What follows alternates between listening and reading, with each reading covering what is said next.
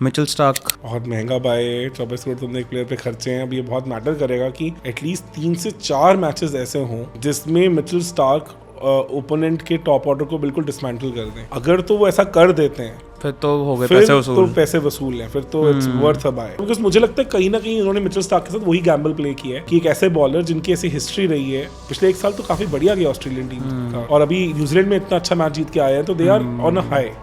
Rinku Singh star of the Indian cricket. मुझे नहीं लगता कि रिंकू सिंह के बारे में अभी बात करने की ज़रूरत भी है। प्रूव कर दिया है, मतलब he is like the next India's middle order sensation. अब ये मानते हो कि शिखर धवन जितने टैलेंटेड थे उतना दिख नहीं पाया उनका, या उनका मौका नहीं मिल पाया? देखो, आई personally believe that he could have been a very ideal replacement for Sehwag in test matches also. Pretty similar game, aggressive. कहीं ना कहीं उन्होंने अपने गेम को उतना टाइट नहीं किया। Hello everyone, welcome to first empire podcast. बहुत मज़ा आ रहा है, आईपीएल सीज़न शुरू हो गया है एंड जैसे हमने बताया आपको पहले भी कि हमारी जो एक सीरीज़ अभी हम लॉन्च कर रहे हैं जिसमें हम अलग अलग टीम्स के एनालिसिस कर रहे हैं। लास्ट वीडियो में हमने एनालिसिस करा था आरसीबी एंड गुजरात टाइटन के स्क्वाड्स के बारे में एंड उनके प्लेइंग 11 क्या होंगे। एंड इस वीडियो में हम एनालिसिस करने जा रहे हैं कौन कौन से सर? इस बार हम केकेआर पे केकेआर, क्योंकि श्रेयस अय्यर ने तबाही मचाई हुई है फिर से अपनी फिटनेस के अराउंड। एंड दूसरी हमारी कौन सी सर? पंजाब। दूसरी पंजाब, जिनके बारे में हम कुछ ज़्यादा बोल नहीं पाते हैं हर बार, तो कोशिश करेंगे इस वीडियो में उनके बारे में भी थोड़ी बात कर लें, उनके स्क्वाड के बारे में बात कर लें। क्या इस बार भी पंजाब टॉप करेगी नीचे से, जैसे कि पिछले काफ़ी सालों से करते आ रहे। तो अपने एक्सपर्ट दीपक गोयल जी को हम इन्वाइट कर रहे हैं फिर से एज अ को होस्ट। एंड क्या लगता है आपको? यार इस बार थोड़ा सा ना आईपीएल गरमाया सा हुआ है। एक तो पुल आउट्स हैं, मतलब आप देखो कि शामी चले गए, फिर प्रसिद्ध कृष्णा का भी आ गया, फिर इंग्लैंड प्लेयर्स को समझ ही नहीं आ रहा कौन आएंगे कौन नहीं आएंगे, सभी कंफ्यूज है। मुझे लग रहा है अब तो अगर आपको इंग्लैंड प्लेयर पिक करना है तो आप ऑक्शन में ऐसे जाइए कि you need a backup for an English player. कुछ नहीं पता कि वो एंड तक पहुंचेंगे नहीं पहुंचेंगे। जो पहले कुछ ऑस्ट्रेलियंस का हाल होता था कि आईपीएल में कमिट करके आते नहीं थे, पहुंचते नहीं थे, वो सब कहानी अब इंग्लैंड के साथ शिफ्ट होने लग गई है। वही और वो समझ नहीं आ रहा है। मेरे को लग रहा है लॉयल जो है कंपैरेटिवली वो है वेस्ट इंडीज के, वो तो अफगानिस्तान के, श्रीलंका के। ये लोग बड़े लॉयल हैं कि हाँ भाई यही मौका मिला हमें तो हम पूरा अपना 100% देंगे। नहीं, ऐसे न्यूजीलैंड के साथ भी देखा है। हाँ, इवन न्यूजीलैंड भी है। न्यूजीलैंड के लिए तो मैं विलियमसन के लिए बड़ी रिस्पेक्ट रखता हूँ, क्योंकि जनरली हम आईपीएल में देखते हैं कि जो फॉरेन प्लेयर्स होते हैं, खास करके जो की प्लेयर्स होते हैं, वो 100% देते नहीं हैं फील्डिंग में तो स्पेशली। बट विलियमसन ने पिछले सीजन के स्टार्टिंग में ही इंजरी करा ली थी और वो बहुत तगड़ा एफर्ट था उसका। तो वो पता चलता है कि अपने आप को पूरा ना फेंक रखा है ग्राउंड पे। तो न्यूजीलैंड के प्लेयर्स की अगर विलियमसन की बात करें तो मेरे को बहुत रिस्पेक्ट हुई थी। बहुत बुरा फील हुआ था कि वो आईपीएल नहीं खेल पाए थे, पूरा ही आईपीएल ऑलमोस्ट नहीं खेल पाए थे। तो कहीं ना कहीं मेरे को लगता है कि ऑस्ट्रेलियन क्रिकेटर्स और इंग्लैंड क्रिकेटर्स जो हैं वो इतना सीरियसली लेते नहीं हैं। पैसा बहुत है ना उनका भी, वो भी बिग 3 ऑफ क्रिकेट है। पैसा तो उनके पास भी कोई कम नहीं है, और कहीं ना कहीं नेशनल कमिटमेंट्स को लेके भी रहता है। इंग्लैंड तो मुझे लगता है कि ये जो मतलब टेस्ट सीरीज के बाद थोड़ा सा ना अलग माइंडसेट में चले गए हैं। They I think have gone back to the drawing board, because world cup में बहुत बुरी तरह ठुके। देन ये तो फिर कहीं ना कहीं उनको अब अपना वो जो एग्रेसिव ब्रांड ऑफ क्रिकेट को उन्होंने इतना पुश किया हुआ था वो अब बाकी लोग पिक कर गए और ये भी समझ गए कि इनको कैसे फंसाना है। तो I think they have to go back to their drawing board and again need to rework on their strategy. Got it. तो चलो सर, आज का हम पहले एनालिसिस करते हैं हमारे सबके फेवरेट केकेआर। ब्रिलियंट टीम इस बार तो यार देखो, अब दो चीज़ें रहेंगी। एक तो गंभीर जी चले गए वापस जी, मास्टर स्ट्रैटेजिस्ट, 2 सीजन जीते हैं वो, बहुत बड़ी बात होती है। और उस टाइम कोई ऐसी दिग्गज टीम नहीं थी, उन्होंने एक प्लेयर्स का कोर स्ट्रॉन्ग किया है।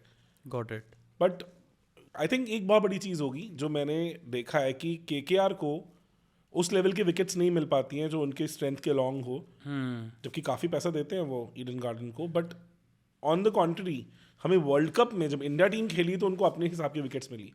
अगर आपको साउथ अफ्रीका मैच याद हो तो वहाँ बॉल फंस रही थी जो इंडिया चाहती थी।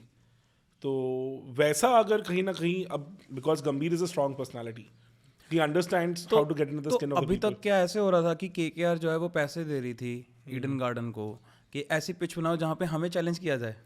नहीं, अब आप ये देखो ना, अगर उनकी स्ट्रेंथ क्या है, what is the strength of KKR? उनकी स्ट्रेंथ है मिस्ट्री स्पिन, उनके पास भर भर के हैं, ठीक है, नारायण है, फिर आपके वीसी हैं जो मतलब वरुण चक्रवर्ती, फिर सुवेश शर्मा है, और उसके साथ साथ अब मुजीब भी उनके पास आ गए हैं as a backup of Narayan, कि अगर नारायण कहीं मिसफिट हो जाते हैं या इस टीम में ड्यू टू बिकॉज उनका फॉर्म थोड़ा ऊपर नीचे से थोड़ा on the fading side of his career है, तो they have a very good backup in form of Mujeeb, which is brilliant. बहुत अच्छा इनका ये सिलेक्शन रहा है। उसके हिसाब से अगर केकेआर में वो चेन्नई जैसी विकेट्स मिलने लग गई इनको, जहाँ बॉल थोड़ी फंस रही है, तो ये इनका फोर्ट्रेस बन जाएगा। और अगर आपको एक सीजन जीतना है तो आपको अपने होम मैचेस को तो फोर्ट्रेस की तरह ही चलना पड़ेगा, जो चेन्नई करती आई है काफी हद तक, जो आरआर भी करती है, और मुंबई इंडियंस भी काफी हद तक सक्सेसफुल हुई है इन चीजों में। वहां कहीं ना कहीं केकेआर को डिसएडवांटेज है। अगर आप परसेंटेज भी देखोगे तो फोर्ट्रेस बनने में जो टॉप टीम्स जिन्हें कहते हैं, जिनकी हम बात करते हैं, उनमें सबसे बुरे हाल तो आरसीबी के हैं। वो तो 50% से भी नीचे 47% सक्सेस मिलती है उनको होम ग्राउंड पे। पर उसके सिवा KKR has history where they have done well at Eden Gardens, तो उस पर थोड़ा फोकस दोबारा आना जरूरी है। अगर ये आ जाता है तो ऑटोमेटिक सिलेक्शन फॉर टॉप 4 है मेरे हिसाब से, कोई इनको रोक नहीं सकता, बिकॉज बहुत सारी चीज़ें इनके लिए पॉजिटिव है। Got it. तो चलो सर स्क्वाड के बारे में बात करते हैं। तो स्क्वाड में अगर हम देखें तो आपने ओपनर्स रखे हैं फर्स्ट नंबर पे फिल सॉल्ट या गुरबाज फ्रॉम अफगानिस्तान, जो कीपर भी हैं। मतलब गुरबाज भी अपने फिल सॉल्ट भी एक कीपर हैं। हाँ, दोनों ही कीपर हैं। तो गुरबाज तो बहुत अच्छे फॉर्म में है, उनका पता चल रहा है कि वो एक टच है उनका। फिल सॉल्ट इस टाइम पे नंबर 1 टी20 बैट्समैन है, नंबर 1 या नंबर 2 टी20 बैट्समैन है। तो उन्होंने वेस्ट इंडीज में बैक टू बैक 100 स्कोर किए हैं। ओके, तो काफी अच्छा, मतलब उनको ये भी बाय मिला है। तो ये तो काफी ज्यादा कॉम्पिटिटिव हो गया ओपन। दोनों ऑलमोस्ट एक जैसे प्लेयर्स हैं, एग्रेसिव खेलते हैं, ओपनर हैं, विकेट कीपर हैं। डिपेंड ये करेगा दोनों में से, मुझे लगता है शायद स्टार्टिंग में गुरबाज की तरह जाएंगे because he was the core, but Gurbaz की keeping will be under lot of scrutiny, because अगर केकेआर को अपने घर में वो फंसने वाली विकेट्स मिलती हैं तो मिस्ट्री स्पिन के आगे एक बहुत अच्छा कीपर होना जरूरी है। तो फिल सॉल्ट बेटर कीपर है। अभी मैं इतने वो भी टेस्टेड नहीं है, पर मैं वही कह रहा हूँ कि इन दोनों पर मैं ये कह रहा हूँ कि जैसे फिल सॉल्ट को इतना मौका नहीं मिला होगा कभी भी अच्छे स्पिनर्स को कीपिंग करने का। बट गुरबाज को तो फिर भी उनकी होम, पर गुरबाज रेगुलर कीपर नहीं है, he doesn't keep regularly for Afghanistan. तो पर ये है कि हाँ वो समझते हैं इस चीज़ को, तो ये थोड़ा इंटरेस्टिंग होगा। क्योंकि एक सबसे बड़ी प्रॉब्लम क्या है केकेआर के पास, ही केकेआर के पास कोई अच्छा इंडियन विकेट कीपर नहीं है। Though they have gone for KS Bharat, पर KS Bharat we all know कि टी20 स्टाइल ऑफ बैटिंग वाले प्लेयर वो नहीं रहे हैं। ये तो वो है मजबूरी के लिए रखा हुआ उन्हें। एग्जैक्टली। तो कहीं ना कहीं मुझे लगता है अगर ऑक्शन में थोड़ा बहुत कहीं केकेआर ने स्लिप किया तो यही किया कि दे could have aimed for an Indian wicket keeper also. तो बट ऑल इन ऑल दोनों ही बहुत डिस्ट्रक्टिव बैट्समैन हैं। इनके पास था, इनके पास जगदीशन थे, पर जगदीशन को उन्होंने रिलीज कर दिया। But I don't think so it's a bad release, because Jagadeesan को किसी ने भी पिक नहीं किया। तो दैट मीन्स जिन्होंने 9 प्लेयर्स छोड़े हैं वो बहुत कुछ कर नहीं रहे थे इनके लिए। तो आई थिंक ऑक्शन उन्होंने अच्छा खेला है। नंबर 2 पे आपने रखा वेंकटेश अय्यर। अगेन फ्लोटिंग है, ऑफ लेट ये ओपन नहीं कर रहे हैं, पर उनकी हिस्ट्री रही है ओपन करने की, तो he fits in there. Left right combination भी लेके आते हैं, तो और he can anchor the innings as well, and plus power play में he can play the shots as well. So very very good openers. So इनका अगर openers का देखे तो really solid. मजा आ सकता है देखने में कि ये जो जोड़ी बनेगी अगर फिल सॉल्ट की वेंकटेश के साथ बनेगी तो कुछ इंटरेस्टिंग हो सकती है। गुरबाज के साथ तो हमने देखा हुआ है पहले भी। One down Nitish Rana. One down Nitish Rana या अय्यर, मुझे लग रहा है कि सर श्रेयस अय्यर आए। अय्यर तो मेरे को लग ही नहीं रहा, नहीं, क्योंकि रिपोर्ट्स आ रही हैं बैक प्रॉब्लम की। अब ये भी तो आया कि जो रणजी ट्रॉफी में मतलब 2 बार फिजियो आया। देखो, but IPL I don't think so he will miss out on that. He has good 15 days to go. Maybe शायद इनिशियल 1-2 मैच मिस कर जाए, पर he will be there. I am considering in there अभी के लिए। अगर वैसा है तो वन डाउन अय्यर का आना थोड़ा इसलिए इंपॉर्टेंट हो जाता है, एक तो इंडिया के लिए वन डाउन खेल के आ रहे हैं वर्ल्ड कप में, टी20 में भी खेलते रहे हैं, प्लस नीतीश राणा को जब आप वन डाउन ले आते हैं तो थोड़ा वो फंस जाते हैं। मतलब जो प्रॉब्लम अय्यर का है जेन्युइन पेस, अच्छे पेस बॉलर के अगेंस्ट, नीतीश राणा पे थोड़े फंसे हुए फील करते हैं। तो अगर हम 2 डाउन ले आते हैं तो वो थोड़े खुल जाएंगे, तो will be able to play his natural game better. तो वो कहीं ना कहीं केकेआर के लिए थोड़ा सही हो जाएगा। तो I will put Iyer, Shreyas Iyer at 1 down and then 2 down Nitish Rana. Got it. और फिर आपने रखा है 5th नंबर पे Rinku Singh. The star of the Indian cricket. मुझे नहीं लगता कि रिंकू सिंह के बारे में अभी बात करने की ज़रूरत भी है। He has proven himself a prove lot. कर दिया है, मतलब he is like the next India's middle order sensation. बहुत कम होता है कि हम एक्चुअली क्या है, हम मिडल ऑर्डर्स क्यों मिस आउट कर जाते हैं। अच्छा, एक इम्पॉर्टेंट बात बताता हूँ, एंड्रे रसल ने अभी पीछे बोला था कि जब रिंकू सिंह बैटिंग करते हैं तो मेरा मन होता है कि मैं सिंगल लेके नॉन स्ट्राइकर एंड पे जाऊँ और देखूँ ये क्या करना चाहते हैं। तो ये कोई छोटा स्टेटमेंट नहीं है, मतलब कंसिडरिंग कि हम इतने सालों से लड़ाई हमेशा ये रही है KKR की कि आप एंड्रे रसल को कितनी बॉल्स देंगे एक ऑपोजिशन को डिसमेंटल करने के लिए। मतलब सबसे पावरफुल हिटर्स रहे हैं IPL के, उस रेंज में रहे हैं, और उसके बाद अगर ऐसी बात वो बोल रहे हैं तो आप समझ सकते हैं कि हाउ स्मार्ट दिस गाइस। तो KKR का जो सबसे बड़ा स्ट्रॉन्ग पॉइंट है कि इनका जो इंडियन कोर ऑफ बैटिंग है, I think I will stick out my neck and से कि शायद ये पूरे IPL में सबसे बेस्ट में तरफ आ जाता है।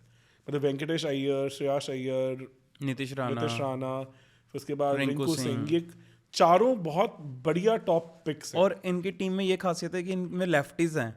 हाँ, इनके पास एक मिक्स ब्लेंड ऑफ एक्चुअल में अगर आप बोल लो तो ऑलमोस्ट 50-50 हो रहा है इनका। चल रहा है। तो ये वर्सेटैलिटी भी है, बैटिंग कोर बहुत स्ट्रांग है, और अगर ये फायर कर गए तो ये इनको एक वो मिल जाता है। एंड प्लस इनके पास उसके बाद आपने 6th नंबर पे रखा हुआ है एंड्रे रसल। अरे रसल का आप बताओ, रसल का क्या लग रहा है आपको पिछले कुछ टाइम से? बट ये लग नहीं रहा कि रसल को भी अब पकड़ लेती हैं। इश्यूज थे, उनको आर्थराइटिस है, तो वो फिटनेस इश्यूज रहे हैं, बट ऑफ लेट उन्होंने जहाँ भी खेला अच्छा ही किया है। तो ऐसा मुझे लगता है कि वो बिग मैच प्लेयर हैं, उठ जाएंगे, उनको बड़े टैक्टफुली यूज़ कर सकते हैं।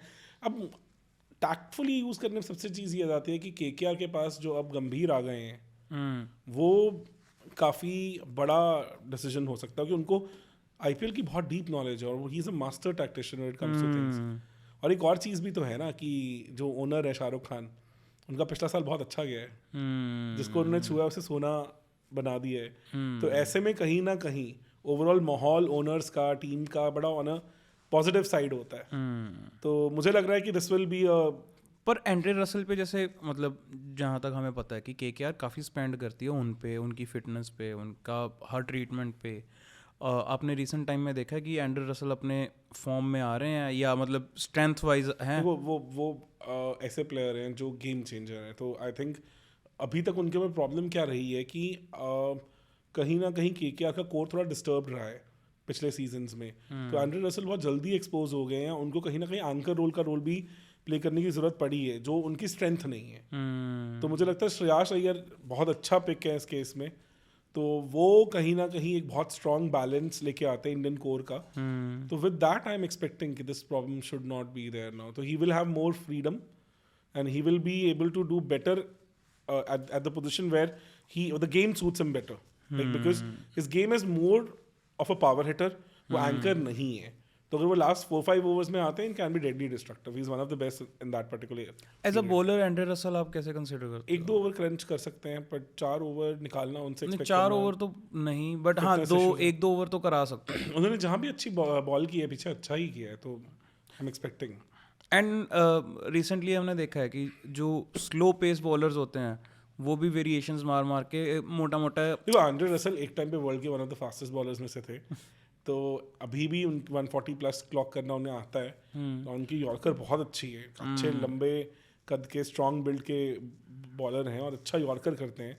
राउंड द विकेट आके उनको क्रैम करना आता है। He has a lot of tricks under his arm. So मतलब ये ऐसे बॉलर हैं कि अगर लास्ट ओवर में आपको पता है कि आप हार ही गए हो, कि आपको 3 रन 4 रन चाहिए, तो आप रसल को लेके आ सकते हो, बल्कि कुछ ना कुछ कर देते हैं, कि कुछ ना कुछ कर देंगे। मतलब कमिटमेंट उनका बहुत रहा है, मतलब वो KKR को बहुत वैल्यू करते हैं, उसे बहुत कमिटमेंट देते हैं, वो एक बहुत बड़ा प्लस पॉइंट है। 7th नंबर पे आपने रखा है मिचेल स्टार्क को। मिचेल स्टार्क बहुत महंगा बाय है, 24 करोड़ तुमने एक प्लेयर पे खर्चे हैं। अब ये बहुत मैटर करेगा कि एटलीस्ट 3 से 4 मैचेस ऐसे हों जिसमें मिचेल स्टार्क ओपोनेंट के टॉप ऑर्डर को बिल्कुल डिसमेंटल कर दें। अगर तो वो ऐसा कर देते हैं फिर तो हो गए पैसे वसूल, तो पैसे वसूल हैं, फिर तो it's worth a buy. Otherwise पर एक एडवांटेज और भी है, he is a very good I think death over bowler, उनके पास बहुत डेडली यॉर्कर है, ऑफलेट फॉर्म उनका अच्छा रहा। वर्ल्ड कप में थोड़े ठंडे लगे, पर वर्ल्ड कप के बाद से उन्होंने हमेशा अच्छा परफॉर्म किया है। न्यूजीलैंड टूर में बहुत अच्छी बॉलिंग कर रहे थे, बैक इन रिदम लग रहे थे, उनका अंदर आने वाला बॉल जो लेफ्ट आर्मर्स एंगल से वो बढ़िया चल रहा था। उन्होंने लेथम को बहुत तंग किया, ओवरऑल काफ़ी अच्छा बॉल किया है। तो he is and plus he can hit the long ball also, वो एक अच्छे हिटर हैं, ही gives you that versatility also. तो नंबर 7 के तो डेफिनेटली अच्छे प्लेयर हैं वो, और पर उनकी बॉलिंग से ज़्यादा एक्सपेक्टेशन होगी कि वो कहीं ना कहीं ओपन में मिचेल स्टार्क का जो केस है, इतना महंगा बॉलर बिका है, कहीं ना कहीं मतलब ये पॉइंट काफ़ी लोगों ने रेस भी करा है, इवन आकाश चोपड़ा जी ने भी ये रेस करा है कि यार एक तरफ बुमराह को इतने मिल रहे हैं जो वर्ल्ड्स बेस्ट बॉलर है, और एक तरफ मिचेल स्टार्क को इतना मिल रहे हैं। डोंट यू सी कि एक तरह से ये काफ़ी गलत भी है कि मतलब आईपीएल, बिकॉज जब ऑक्शन में केकेआर गई है तो उनके पास 32 करोड़ थे खर्चने के लिए, 32 करोड़ इन बैंक थे, और मुझे लग रहा था उनके मोरलेस सारे बेसिस पहले से कवर्ड थे। अगर आप अब तक की टीम में देखो तो इन टॉप 6 में कहीं पे भी आपके पास कुछ और स्लॉट इन स्लॉट आउट करने के लिए ऑप्शन बचता नहीं है। तो if that particular part was covered, तो they had the purse and they, अगर आप एक चीज़ नोटिस करते हैं केकेआर के बारे में, तो जो ईडन गार्डन है वहाँ रात में बॉल थोड़ा लहराता है। अगर आपको इंडिया साउथ अफ्रीका मैच का भी याद हो तो उसमें शामी ने, सिराज ने, बुमराह ने काफ़ी तंग किया था साउथ अफ्रीका को स्टार्टिंग में। इवन जब सेमीफाइनल मैच था, जो वो रेन इफेक्टेड मैच था, उसमें हेजलवुड, स्टार्क और इवन कमिंस ने साउथ अफ्रीका को बहुत तंग किया था। इवन साउथ अफ्रीका ने भी अच्छी फाइट दी थी। तो एक बड़ा एडवांटेज क्या है कि अगर होम ग्राउंड की बात करें तो कहीं ना कहीं वो थोड़ा बॉल वहाँ लहराता है, तो वहाँ स्टार्क अगर अपना रेडार पकड़ लेते हैं तो विद इज 140-145 प्लस की ball, with ball coming back to the right handers, I think he will be handy pick. Got it. So ठीक है, आप कह रहे हो एक तरह से देखा जाए he can be an X factor. देखो, they had the purse to burn and they knew a perfect hole in their armoury, तो I think they have tried to plug that up. काफी अच्छा ऑक्शन पिक किया है KKR ने, तो मैं तो काफी माइटी इंप्रेस्ड हूं इनसे इस बार। ठीक है, उसके बाद सुनील नारायण ऑफ लेट अगर आप देखा जाए तो डिक्लाइन पे चल रहे हैं थोड़ा सा।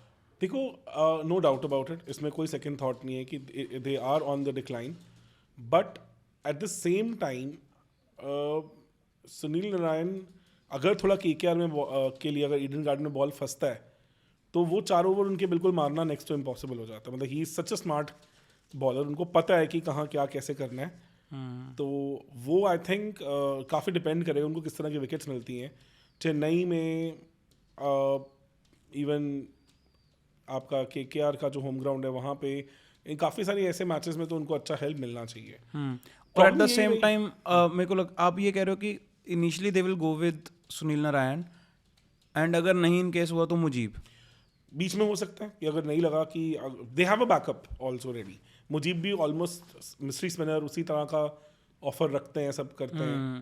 तो पर ये है कि नारायण जो है वो बैटिंग भी कर लेते हैं। पर नारायण को अब as a pinch hitter use कर रहे थे, वो मुझे लगता नहीं अब होगा, बिकॉज वो फिगर आउट हो चुके हैं। हाँ, तो उनकी बैटिंग को मैं बहुत ज़्यादा वैल्यू अब करूंगा नहीं। मतलब आपको एज अ बॉलर बहुत बेवकूफ़ होना पड़ेगा अब सुनील नारायण से रन खाने के लिए। बिल्कुल सही, अब वो चीज़ें नहीं होंगी। तो मुझे लगता पर एक सीजन में तो कर दिया था उन्होंने, 2-3 सीजन अच्छा किया, ऐसा नहीं है। वही है, ही is a smart cricketer, thinking cricketer, he understands his limitations really well. पर वो फिगर आउट हो चुका है, इसलिए मुझे उस चीज़ की I don't think so I am going to value that. Got it. उसके बाद नेक्स्ट आपने एक और स्पिनर रखे हैं, वो है वरुण चक्रवर्ती। वीसी को आप कैसे देखते हैं? देखो, आईपीएल के तो अब दिग्गज ही बन गए हैं, 2-3 अच्छे सीजन उन्होंने किया है। एक बार तो वर्ल्ड कप टीम में भी सिलेक्ट हुए हैं। वहाँ पे बहुत बुरा करा था। हाँ, मुझे लग रहा था कि मे बी शायद ही वाज ओवरवेल्म्ड, और तब तो थोड़ी इंडियन टीम में अंडरकुक लग रही थी कहीं ना कहीं। वो एक इतने हेक्टिक आईपीएल के बाद आए थे। पर वीसी की बॉलिंग का यही एनालिसिस यही निकल रहा था कि he was doing nothing, he was not spinning the ball. वो कोई स्पिन नहीं हो रही, ना इधर हो रही ना उधर हो रही है, हर वेरिएशन ऐसा लग रहा था कि बस सीधी डल रही है। पर वही मैं कह रहा हूँ कि एक लंबे सीजन के बाद जब आप वापस आते हैं, और देखो उस टाइम पे जो यूएई की विकेट्स थी वो बहुत हेवीली लोडेड हो जाती है, team batting second, because due आने के बाद एकदम खत्म ही हो जाता है मैच। फर्स्ट इनिंग और सेकंड इनिंग में कंट्रास्ट डिफरेंस है। दैट्स व्हाई मैं बहुत बड़ा फैन नहीं हूँ वहाँ पे कोई ग्लोबल टूर्नामेंट को, स्पेशली T20 को लेके, जहाँ पे दिन और रात का फर्क आ जाता है फर्स्ट इनिंग और सेकंड इनिंग में। तो वो थोड़ा फ्रीक टूर्नामेंट था, इसलिए हम कुछ कह नहीं सकते ज़्यादा। He was unlucky that he got picked for that and would never got a look in. उसमें रीजन ये भी उनके फिटनेस इश्यूज भी थोड़े रहे हैं. He's not somebody who has played the junior cricket and gone Ranji खेलने के बाद gone up the ladder वाले नहीं है. वो कहीं ना कहीं आउटलायर हैं, तो वहाँ पे उनका फिटनेस इशू वगैरह भी रहा है. पर आईपीएल में तो he has delivered every time. और मतलब काफ़ी अच्छा नारायण को भी वो बैक करते हैं, उनके साथ एक अच्छा पेयरिंग चलता है उनका, तो I think he should be there. Got it. उसके बाद बॉलर्स में हैं इनके पास जो एक मेन बॉलर तो हो चुके हैं, जो फास्ट बॉलर हैं वो है मिचेल स्टार्क. उसके बाद हैं उनको सपोर्ट करने के लिए 10th नंबर पे चेतन साकरिया, और 11th नंबर पे आपने रखा है हर्षित राणा. देखो चेतन साकरिया भी आ सकते हैं, सुरेश शर्मा भी खेल सकते हैं. ठीक है. देखो केकेआर अगर तो अपने घर में जब खेलती है, जहाँ बॉल थोड़ा फंस रहा है, वहाँ मैं नीतीश राणा ये आपके चेतन साकरिया को लेके आऊँगा नंबर 10 पे, और सुरेश शर्मा को लेके आऊँगा नंबर 11 पे, क्योंकि आपको 3 स्पिनर के साथ जाना पड़ेगा, क्योंकि बॉल फंस रहा है. ठीक है ना. वहाँ आपके पास 3 फास्ट बॉलर्स, 3 स्पिनर ऑप्शन आ जाते हैं. फिर नीतीश राणा भी हैं जो बॉल कर लेते हैं, तो आपके पास काफ़ी वेंकटेश अय्यर भी बॉल कर रहे हैं, मीडियम पेस कर लेते हैं, मीडियम पेस, तो आपके पास अच्छा खासा एक कॉल बन जाता है. अगर विकेट्स थोड़ी फ्लैट हैं जैसे कि वानखेड़े जैसी, वहाँ थोड़ी आपको पेस चाहिए, तो मैं वहाँ पे हर्षित राणा को ऊपर रखूंगा साकरिया से. ओके. तो अगर आप साकरिया की जगह हर्षित राणा से आ सकते हैं कि साकरिया का जो स्टॉक बॉल है वो ज़्यादा है जब जो वो कटर्स मारते हैं, जहाँ बॉल फंसता है पिच से और तंग करता है, तो उसके लिए उनको लाइक मुस्तफिजुर, तो उनको कुछ वैसी विकेट चाहिए जहाँ पे बॉल थोड़ा फंस के आ रहा है. तो अगर आउट एंड आउट पेस की जहाँ जरूरत है, तो वहाँ पे Harshit Rana has the pace, 145 plus वाले बॉलर हैं वो, तो मैं उनको ज़्यादा प्रेफर. हर्षित राणा को आपने कुछ रिसेंटली देखा है कि कैसा परफॉर्म कर रहा है? देखो उन्होंने जो वो इंडिया ए के जो मैचेस हुए थे, जहाँ पे फाइनल में इंडिया पाकिस्तान से हारा था, उस टूर्नामेंट में देखा था, तो he was hot and cold. जब अच्छी रिडार में डाल रहे थे तो बहुत बढ़िया डाल रहे थे, थोड़े हेवाए हो रहे थे तो रन पड़ रहे थे, बट ठीक ऑप्शंस में आ जाते हैं. आई वुड नॉट से कि ही is a strong link, but weak link तो है ही है बॉलिंग के. बट तो I got your point sir. तो अगर आप ध्यान से देखा जाए, इनका स्पिन डिपार्टमेंट बहुत बढ़िया है, बहुत बढ़िया है, पर अगर पेस में कहीं ना कहीं आप कहो मिचेल स्टार्क के अलावा सपोर्ट करने के लिए कोई बहुत स्ट्रॉन्ग कंटेंडर नहीं है. अगर एक अच्छा और इंडियन फास्ट बॉलिंग ऑप्शन मिल जाता है इनको कहीं ना कहीं, तो मुझे लगता है वो एक थोड़ा परफेक्ट बैलेंस आ जाता. तो इसीलिए मैं थोड़ा सा वहाँ पे वरिड हूँ कि, तो मुझे लगता है they have enough fire power that they can cover for that particular thing. Got it. जैसे एंड्रे रसल से बॉलिंग करा सकते हैं, वेंकटेश से करा सकते हैं, नीतीश से करा सकते हैं, तो उनके पास 3 तो बॉलर्स ऑलरेडी हैं. वेंकटेश अय्यर भी हैं, 4 बॉलर एक्स्ट्रा आ जाते हैं. तो मेरे को लग रहा है कि ऑल इन ऑल बहुत इन्होंने अपने बेसिस कवर कर लिए हैं सारे, काफ़ी बेसिस कवर्ड है, और प्लस आपके पास इम्पैक्ट प्लेयर का ऑप्शन भी है. तो केकेआर लुक्स वेरी सॉलिड. तो लो पॉइंट इनका एक ही रहेगा जो मुझे लगता है कि श्रेयस अय्यर की खुद की फिटनेस. अगर वो पूरा सीजन खेलते हैं और जो उन्होंने वर्ल्ड कप में करके दिखाया, उसी फॉर्म को अगर, और अब तो अंदर ही अंदर आग भी मची हुई है, और उसी फॉर्म को अगर कंटिन्यू करते हैं, तो he is very good captain, very strong player, और वो इस टीम को बाइंड कर देते हैं, ग्लू कर देते हैं टुगेदर, और वो सारे होल्स को भर देते हैं. पर अगर बैक इशू के कारण ही सिट्स आउट और is not able to play, तो वो केकेआर के लिए एक बहुत बड़ा होल हो जाएगा. फिर वो कहीं ना कहीं पिछले सीजन वाली प्रॉब्लम में फिर फंस जाएंगे. तो अगर केकेआर की बात करें तो पॉजिटिव्स बहुत बढ़िया ओपनर्स हैं, इंटरेस्टिंग ओपनिंग पेयर है, सॉलिड मिडल ऑर्डर है, इंडियन मिडल ऑर्डर के साथ में, तो ठीक कोई है, टेंशन भी नहीं है. वो भी नहीं है, तो स्पिन आराम से खेल सकते हैं, बिकॉज श्रेयस अय्यर भी हैं, रिंकू सिंह भी हैं, लेफ्ट राइट कॉम्बिनेशन है मिडल ऑर्डर, और through out the batting order 50-50 almost ratio है.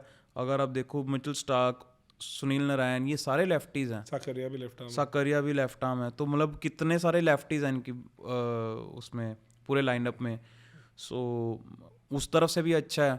फिनिशर्स में अगर बात करें तो रिंकू सिंह और एंड्रे रसल, मुझे नहीं लगता कि इससे बढ़िया कुछ कॉम्बिनेशन हो सकता है. मतलब कि अगर आप देखा जाए फिनिशर्स में भी लेफ्ट राइट कॉम्बिनेशन बन रहा है, ये भी बहुत इंटरेस्टिंग है. और अगर उसके बाद भी ज़रूरत पड़ी है तो मिचेल स्टार्क आ रहे हैं लेफ्टी. तो ऑल इन ऑल बहुत बढ़िया लग रहा है उस हिसाब से बैटिंग ऑर्डर. केकेआर का सबसे बड़ा स्ट्रॉन्ग पॉइंट है कि इनका जो इंडियन कोर है प्लेयर्स का, जो 7-8 इंडियन प्लेयर्स का कोर है, वो बहुत स्ट्रॉन्ग काफी अच्छा है, एंड कॉम्बिनेशन अच्छा है उससे भी अच्छा. तो अगर कहीं थोड़ा मार खा सकते हैं वो ये कि इनके जो ओवरसीज प्लेयर्स हैं या तो थोड़े अनटेस्टेड हैं in Indian conditions in IPL, या थोड़े ऑन द डाउन साइड पे हैं. जैसे कि सुनील नारायण है, आपके एंड्रे रसल हैं, वो अब पहले वाली लेवल और पता चल रहा है कि इनके लास्ट वाले आईपीएल्स में ही है ये आईपीएल में, तो वो रहेगा कि कैसा इम्पैक्ट निकाल पाएंगे, but overall looks a very good stable team and वो दिखना चाहिए इनके ओवरऑल परफॉर्मेंस। Got it. और अगर हम इनके हाइज की बात करें, है ना, जो इनकी स्ट्रेंथ्स हैं वो यही है कि बैटिंग बहुत सॉलिड है, मतलब ऑलमोस्ट सारे बेसिस कवर हो रहे हैं। इनके पास पिंच हिटर्स भी हैं, इनके पास 140 वाले रन रेट पे खेलने के लिए वेंकटेश अय्यर भी हैं, रिंकू सिंह भी हैं, नीतीश राणा भी हैं, श्रेयस अय्यर भी हैं। श्रेयस अय्यर के पास सारे गियर्स हैं खेलने के लिए, स्पिन के अगेंस्ट और स्पिन के अगेंस्ट डेडली हैं, फंसने भी नहीं देंगे। ठीक है। तो मुझे तो समझ नहीं आ रहा बैटिंग में कोई कमी है। नहीं, मुझे भी नहीं लग रहा। अगर श्रेयस अय्यर खेल रहे हैं तो बहुत ज्यादा कंप्लीट स्क्वाड है। ओपनर्स का बस है कि गुरबाज ने लास्ट आईपीएल कुछ खास किया नहीं था, और कहीं ना कहीं वेंकटेश अय्यर भी ऑफ लेट ओपन नहीं कर रहे हैं, वो मिडिल ऑर्डर में ही ज़्यादा खेल रहे हैं, तो वो थोड़ा सा डाइसी रहेगा कि कैसे वो अपने वो करते हैं, बट बाकी basis look covered, pretty much covered. तो ये स्ट्रेंथ बहुत अच्छी है, बैटिंग बहुत अच्छी है। बॉलर्स में देखा जाए तो विकेट टेकिंग बॉलर्स हमारे पास, अगर विकेट टेकिंग एबिलिटी बोलें, स्टार्क टॉप प्लेयर हैं, सुनील नारायण थोड़ा सा क्वेश्चनेबल है because of recent form, defensive bowler हो गए हैं, थोड़े से डिफेंसिव हैं। Varun Chakravarthy again I am doubtful, मैं तो डाउटफुल हूँ, आपका ओपिनियन थोड़ा है कि ही इज वो ही कि because he is not playing cricket regularly, so we are not very sure how match fit he is, तो नो डाउट वो थोड़ा 1-2 मैच के बाद समझ आएगा। चेतन सागरिया ने बीच बीच में परफॉर्मेंसेस दिखाई हैं वेयर वो शुरू में बॉल स्विंग भी करवा लेते हैं एंड ऑफ कटर्स भी वो अच्छी मार लेते हैं, तो चेतन सागरिया इज ओके। सुयश शर्मा ये इंटरेस्टिंग है स्पिन में, एक मिस्ट्री स्पिनर है, ज़्यादा इनके बारे में कुछ ज़्यादा पता नहीं है। हाँ, एक्शन भी थोड़ा सा अलग सा है, बहुत फास्ट एक्शन है, तो इंटरेस्टिंग है वो बॉलर, लो हाइट है, तो बहुत सारे एडवांटेजेस हैं उनके पास।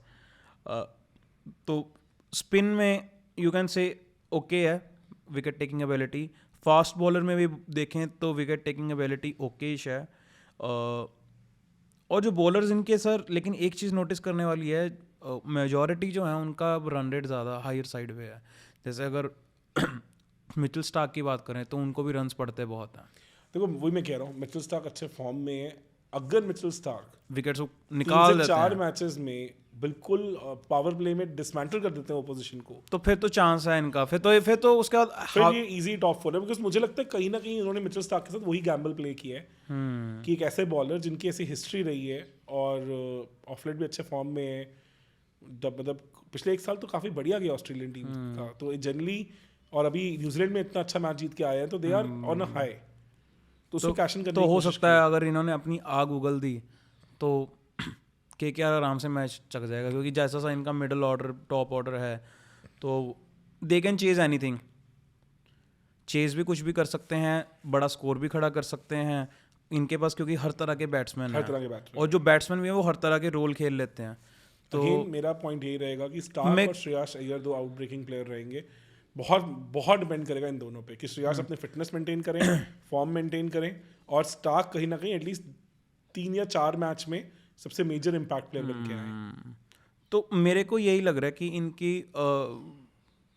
अगर स्टार्क अच्छा खेलते हैं फिर तो ओके है, फिर तो everything is under control. Otherwise अगर स्टार्क को ध्यान से खेल गए, खास करके पहले 2 ओवर उनके, तो फिर मेरे को लग रहा है कि इनको बहुत पड़ेंगी, क्योंकि इनके पास एक्चुअली में कोर इंडियन फास्ट बॉलिंग इतना अच्छा अब नहीं रहा है। पहले जैसे मावी थे, काफी उमेश यादव भी बीच में थे, तो वो सब चीजें अब नहीं है, तो वो एक थोड़ा बड़ा रिस्क है कि स्पिन तो ये कवर कर लेंगे, स्पिन कर लेंगे कवर, क्योंकि मुजीब है इनके पास, नारायण है, वरुण चक्रवर्ती है, सुयश शर्मा है, चारों अच्छे विकेट टेकर्स हैं। अगर इनका दिन अच्छा हो तो they can take a lot of wickets, they can be economical as well.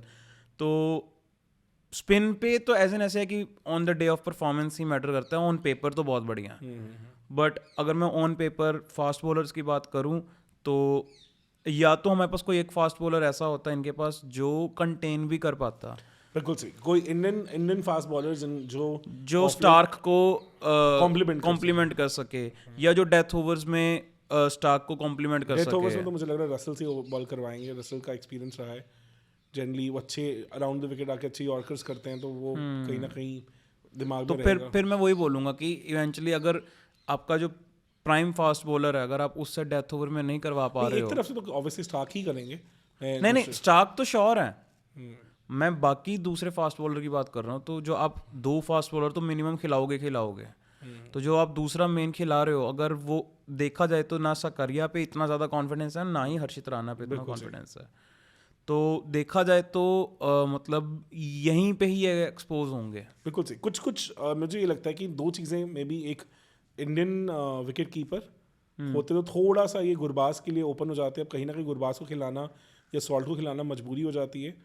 और दूसरा मुझे भी यही लगा कि थोड़ा सा maybe they could have looked for some Indian fast bowler also, कि काफ़ी कहीं ट्रेड कर सकते थे कुछ ना कुछ, उस हिसाब से देखा जा सकता है। हाँ, बट ये है कि मैं ये बोलूँगा, आपने जैसे बोला कि स्टार्क और श्रेयस अय्यर बहुत इंपॉर्टेंट रहेंगे, मैं ये बोलूँगा कि सकरिया या राणा, अगर इनका डिसेंट, इनमें से किसी एक का भी डिसेंट आईपीएल रहता है तो फिर चांसेस ज़्यादा हैं। हाँ, वो क्योंकि मेरे को तो लग रहा है यहीं पे ब्लो अप है। देखिए वही हो जाता है Starc, because he is a star player and इतना ज़्यादा उनको लाइमलाइट मिला इस आईपीएल में, तो he will be under tremendous pressure this time around to perform. तो अगर वो अपनी रेपुटेशन पे, अपने एक्सपीरियंस पे खेल जाते हैं तो कहीं ना कहीं इस चीज़ को थोड़ा वो घर भरपाई कर पाएंगे, कर लेंगे। पर अगर वो भी नहीं हुआ, हाँ, फिर तो बहुत फिर मुश्किल है। केकेआर जैसे होता है कि हर सीजन में मिड सीजन डिसमेंटल हो जाती है, वो वाली चीज़ फिर दोबारा हमें देखने को मिल सकती है। फाइनल प्रेडिक्शन क्या लग रहा है आपको? तो मेरे टॉप 4 जो हैं उसमें ये आते हैं, आप सबे नाम मत लो, अभी बाकी टीम्स के एनालिसिस भी करने हैं। नहीं, अगर मैं अपना मेंटल एनालिसिस करूं तो टच एंड गो रहेगा इनका भी, जैसे आरसीबी से ज़्यादा चांसेस हैं। तो आप ऐसे कह सकते हैं, एक बार के लिए इनको 5th रैंक दे देते हैं, 6th रैंक आरसीबी को दे देते हैं। कह सकते हैं आप, क्योंकि और टीम्स मुझे बहुत श्योर शॉट दिख रही हैं ठीक है, जो टॉप 4 पक्का से करेंगी। तो उस हिसाब से KKR can be a close 5th। Got it. So KKR का एनालिसिस हो गया है, अब हम बात कर रहे हैं टॉप 4 की, तो let's talk about Punjab Kings जिनका बहुत मुश्किल रहता है कर पाना, एंड बहुत बुरा फील होता है कि भाई अपनी होम टीम को आप सपोर्ट नहीं कर पाते हो, बिकॉज आपकी होम टीम है क्या ये पता ही नहीं है। पंजाब की टीम कहाँ से शुरू हुए थे, कहाँ पहुँच गए, अब क्या है, मुझे नहीं लगता कि किसी भी आईपीएल फैन को आप पूछो कि पंजाब टीम का कोर क्या है तो कोई बता सकता। इस बार तो और बड़ी प्रॉब्लम है, और बड़ी है। तो चलो इंडियन कोर ऑफ बैट्समैनशिप तो दिख ही नहीं रही है, बिकॉज अगर आप देखो शिखर धवन एक्टिव क्रिकेट नहीं खेल रहे हैं, इंडियन टीम में नहीं खेल रहे हैं, वो कहीं भी नहीं खेल रहे हैं आज की डेट में। अगर उनका पिछले 1 साल का एक्टिव क्रिकेट देखें तो ऑलमोस्ट निल है, plus he is gone through a very significant personal turmoil also. उनका जो मैरिटल फॉल आउट हुआ है और जो उन्होंने अपनी इमोशनल स्टोरीज डाली हैं बेटे के बारे में and all, तो मेंटल फ्रेम ऑफ माइंड उनका कैसा होगा, कैसा है वो, प्लस कहीं ना कहीं जो इंडियन टीम से हर चीज़ में उनको स्नब मिला है, is not even in the contention any more in any format for that matter. तो वो he has a point two prove, but I think काफ़ी हद तक वो ये समझ गए हैं कि अब आईपीएल से भी उनकी इंडियन टीम में वापसी तो नहीं होने वाली ना। हाँ, तो एक और चीज़ भी हैज़ नथिंग टू लूज, तो he might free up and we might see a very amazing season from Shikhar, because talented तो बहुत है, ही हैज़ प्लेड इनफ। अब ये मानते हो कि शिखर धवन जितने टैलेंटेड थे उतना दिख नहीं पाया उनका, या उनका मौका नहीं मिल पाया? देखो, आई personally believe that he could have been a very ideal replacement for Sehwag in test matches also. Pretty similar game, aggressive. कहीं ना कहीं very sound with the swing as well. Yes, कहीं ना कहीं उन्होंने अपने गेम को इतना टाइट नहीं किया। वो he has done wonders, ICC tournaments में इतना बढ़िया किया, सब किया है, बट वो एक डैडी हंड्रेड्स की फायर, वो लंबा खेलना, ये हर बंदा ये बात बोलता है कि शिखर धवन में ना जितना टैलेंटेड है उतनी भूख नहीं दिखती रन्स के लिए। आपने उनके वनडे में कभी कोई डैडी हंड्रेड्स देखे हैं? टेस्ट में कोई डैडी हंड्रेड्स देखे हैं? सेंचुरी मारते ही आउट हो जाते हैं। तो ऐसा नहीं है कि उन्होंने सिंगल हैंडेडली अपने दम पे पूरा एंड तक मैच जिताया, उन्होंने की मैचेस बहुत खेले हैं, उन्होंने की नॉक्स बहुत खेली हैं। अगर आप देखो तो 2019 वर्ल्ड कप में ऑस्ट्रेलिया के अगेंस्ट इतना बढ़िया 100 उन्होंने किया, उसके बाद unfortunately got injured in that match, had to miss out on the World Cup. मुझे लगता है कहीं ना कहीं वो एक सेमीफाइनल में बहुत मेजर प्ले होता, कोई लेफ्ट राइट कॉम्बिनेशन कहीं ना कहीं वो न्यूजीलैंड को थोड़ा डिसमेंटल कर सकता था टॉप पे। तो बहुत बड़ा लॉस था वो इंडिया के लिए, उससे एक तो नंबर 4 पोजीशन जहाँ पे राहुल लॉक्ड थे। ये वही मैच था ना जिसमें रोहित शर्मा को 1 डाउन भेजा था? नहीं, रोहित शर्मा तो वर्ल्ड कप में थ्रू आउट ओपन किया है। 2019 रोहित शर्मा की 500 थी, तो उसमें तो स्कोप ही नहीं था, तो he was doing wonders. But KL Rahul was locked at number 4. Shikhar Dhawan was supposed to be the opener. पर फिर उससे KL Rahul को एंड मोमेंट पे मिडिल ऑफ द टूर्नामेंट में ओपन आना पड़ा. तो नंबर 4 इंडिया का बहुत वनरेबल हो गया था एकदम से. वही देखा हमने. वही हमने देखा था. तो अगेन वो रहा है कि T20 में भी he is a late bloomer.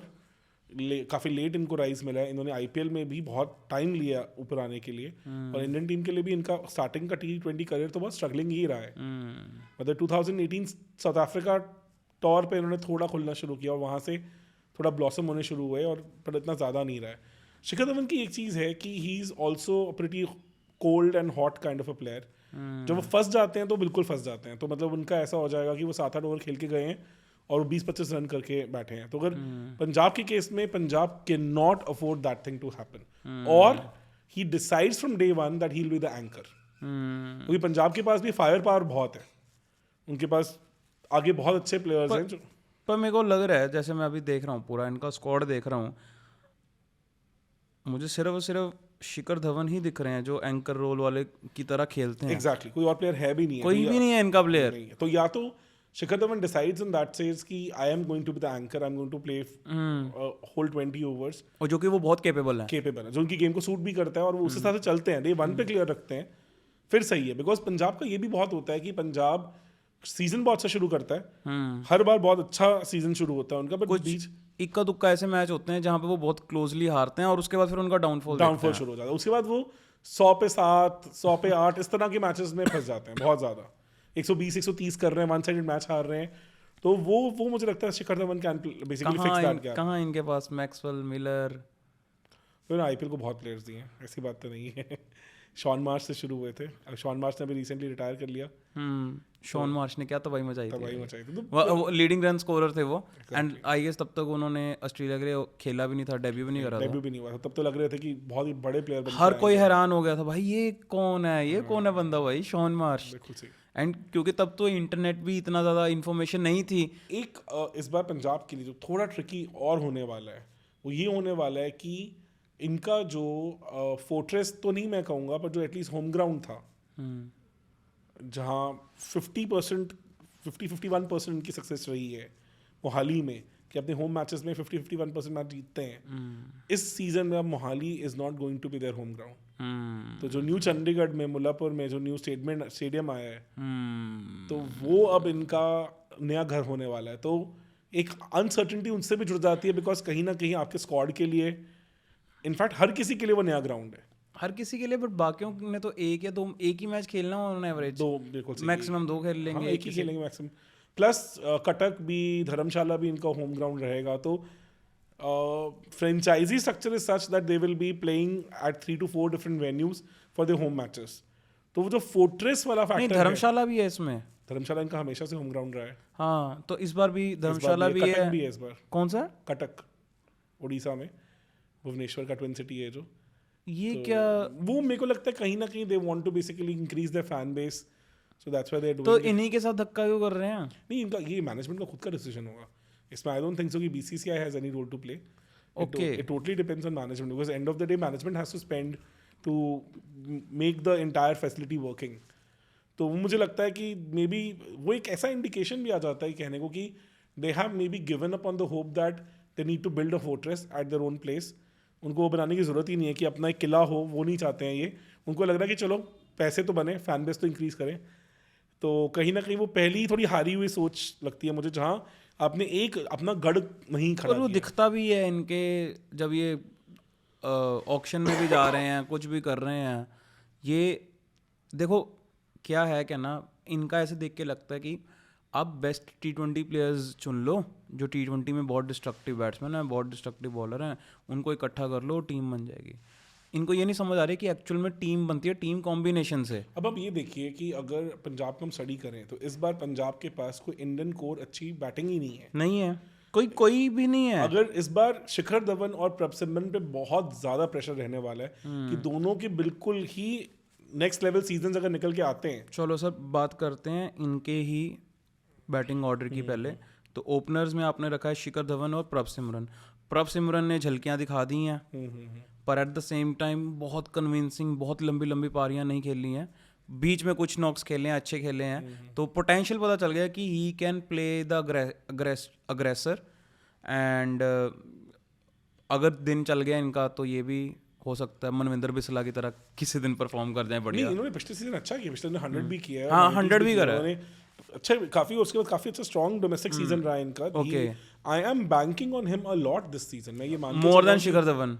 Shikhar Dhawan को मैं कहूंगा अगर वो एंकर रोल पकड़ लेते हैं और कहीं ना कहीं पावर प्ले में थोड़ा खुल के प्रभसम रन खेल पाते हैं, तो जो मयंक अग्रवाल और कहीं ना कहीं केएल राहुल का पार्टनरशिप रहता था कि they use to play really well in first 10 overs, तो अगर वैसा ये दोनों कर पाते हैं कहीं ना कहीं, तो फिर कहीं ना कहीं वो मिडल ओवर ऑर्डर में जो आपके पास स्टेबल बैट्समैनशिप नहीं है कोर में, वो कमियां आपकी थोड़ी झुक जाती हैं। वन डाउन पे अगर पहले ओपनर्स की बात कर लेते तो ओपनर्स तो ठीक ठीक है, not too good not too bad, मतलब दे 7 out of 10. नो थोड़ा high 7.5 they have the potential to basically have outbreaking seasons, but दोनों का थोड़ा ऑल्दो एक चीज नोटिस करने वाली है कि शिखर धवन का कोई भी आईपीएल सीजन पूरा नहीं जाता। मैं वही कह रहा हूँ, ऑफ लेट यस, पर अब वही देखेंगे कि अब आउट ऑफ प्रैक्टिस हैं, इमोशनल टर्मोइल से निकल के आए हैं, किस तरह से उनका फ्रेम ऑफ माइंड है, क्या है। अगर इन केस शिखर धवन का ये 260-300 रन वाला अगर ये सीजन गया तो फिर ये तो लास्ट भी हो जाएगा इनका, या एज अ कैप्टन तो नहीं फिर और देखेंगे, फिर थोड़ा मुश्किल है, क्योंकि ये शिखर धवन आराम से 400 प्लस मारने वाले प्लेयर हैं। बिल्कुल सही, लास्ट सीजन में काफी डिसेंट गया था, जो कि खेले कम मैचेस थे। हाँ, ये चीज़ कोई जानता नहीं है कि शिखर धवन ना कभी जैसे बिल्कुल उभर के भी नहीं दिखते, बट उनकी छोटी छोटी पारियां, वही हम जो बात कर रहे हैं कि इनकी बड़ी पारियां नहीं देखने को मिलती, बड़ी इनिंग्स नहीं देखने को मिलती, बट हर मैच में कुछ ना कुछ करके जाते हैं। अब ये बहुत मैटर करेगा, ओपनर्स इससे बेस्ट ओपनिंग कॉम्बिनेशन के पास नहीं है, स्टेबल है, दोनों ने अच्छा परफॉर्म भी किया है, डिपेंड करेगा कि मेरे को लग रहा है ओपनर वाला ठीक है, इनका जो मिडिल ऑर्डर है वो बुरा हाल है। अब इवन वन डाउन में भी अगर मैं बात करूं, वन डाउन पे आपने रखा ने विदर्भा फाइनल पहुंची है, ही was the opener for them in Ranji, और ठीक ठाक सीजन गया इनका, क्वार्टर फाइनल में 100 भी किया रणजी में, मुश्ताक अली में भी ठीक खेले हैं, तो पिछली बार भी आईपीएल में उन्होंने 2-3 अच्छे इनिंग्स दिखाई थी, he showed the glimpses, but I am not very sure whether he will play there और नॉट, बिकॉज कहीं ना कहीं वन डाउन आपके पास बेस्टो भी आ जाते हैं।